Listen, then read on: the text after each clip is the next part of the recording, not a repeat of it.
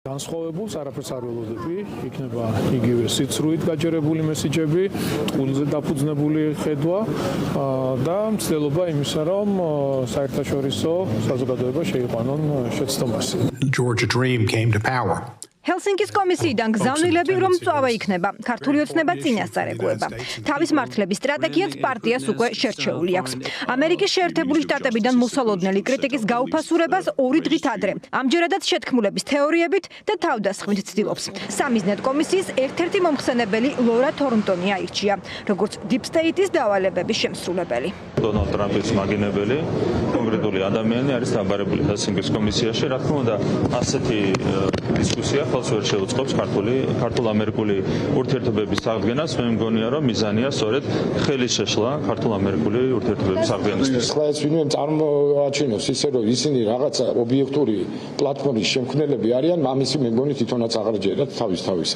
იმიტომ რომ ახლა წარმოიდგინეთ თვითონ რესპუბლიკელების მონაწილეობა ამაში და მოყავთ ადამიანი ვითომ ნაკლებად ანგაჟირებული და ნეიტრალური და სამოქალაქო საზოგადოების წარმომადგენელი ამერიკის შეერთებული შტატებისა, რომელიც სიცხლის სამართლის დამნაშავედ აცხადებს ტრამპს და სექსუალურ მოძალადეს უწოდებს. აი ასეთ ადამიანებთან აქვს საქმე და ასეთი შეკვეთების შემსრულებელ ხალხთან აქვს საქმე.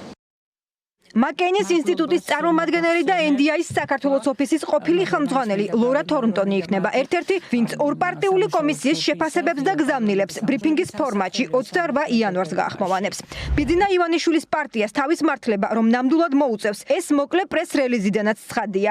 ჰელსინკის კომისია აპირებს ოცნების მმართველობა განსხვავებული აზრის მქონე მოქალაქეების, ჟურნალისტების და პოლიტიკური ოპონენტების შევიწროებაში ამხილოს. 2024 წლის ოქტომბრიდან მმართველმა პარტიამ ქართულმა ოცნებამ საქართველოს დამოუკიდებლობის შემდეგ ადამიანის უფლებების ყველაზე უარეს კრიზისში ჩაითრია. მათ 20-ზე მეტი ახალი კანონი მიიღეს, რომლებიც აფართოებენ სახელმწიფოს ძალაუფლებას განსხვავებული აზრის ჩასახშობად და სასამართლოს დამოუკიდებლობას ართმევენ. რეპრესიებმა მოიცვა სამოქალაქო საზოგადოება, ჟურნალისტები და პოლიტიკური ოპოზიცია. ხელისუფლებამ გაყინა მომიტინგეებისთვის იურიდიული დახმარების გამწევი ორგანიზაციების საბანკო ანგარიშები და აპატიმრა ჟურნალისტები და ოპოზიციის წარმომადგენლები ყალბ პროცესებში დაიბარა. ლეგიტიმურობის არაღიარების გამო კი დააპატიმრა. მშვიდობიანი პროტესტი ამჟამად მაღალ ჯარიმებსა და ხანგრძლივ პატიმრობას იწვევს. ისჯება თუ არა მშვიდობიანი პროტესტი საქართველოში ქიმიური იარაღით მოწამვლითაც.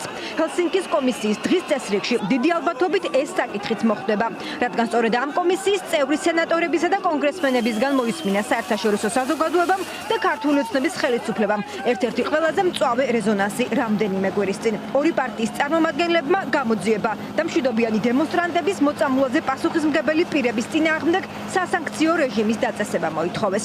ბოლო გზავნილებს კომისიისგან ქართული ოცნების ოპონენტები ელოდებიან. ისინი ამბობენ, რომ ჩვენ არ გვაინტერესებს ევროკავშირი, რა სიტყვის ეს, რა სიტყვის ჰელსინკის კომისია, რა სიტყვის აბა ბიძინა ივანიშვილი თავის წერილში, რომელსაც აწერინებს შათერიშვილს, რატომ წუწუნებს იმაზე, რომ იზოლაციაშია პრაქტიკულად. მას ადარდებს იზოლაცია, მას ძალიან კარგადაც აინტერესებდა პრეზიდენტ ტრამპის ადმინისტრაციას ურთიერთობების გაუმჯობესება, უბრალოდ ეს არ მოხერხდა, იმიტომ რომ ზუსტად ყველა მიცის ძალიან კარგად როგორია და რა ძალადობის რეჟიმს და სახეს წარმოადგენს ივანიშვილი.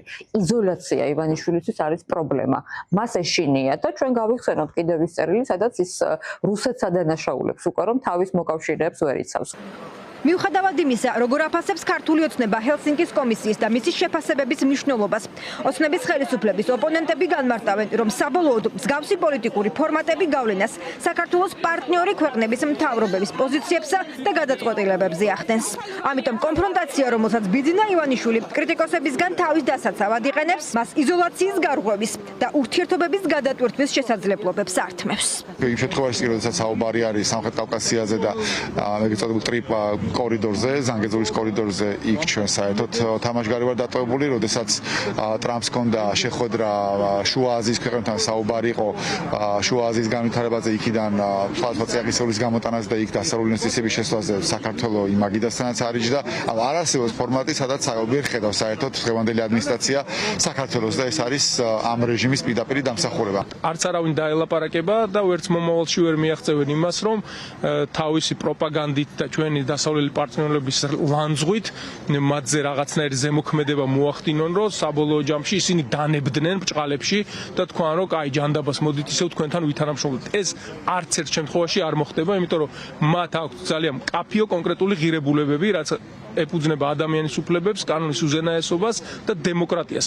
არც ერთ ამ კრიტერიუმს ქართული ოცნების რეჟიმი არ აკმაყოფილებს. აქედან გამომდინარე, დასავლეთთან მათი თანამშრომლობა არის გამორიცხული.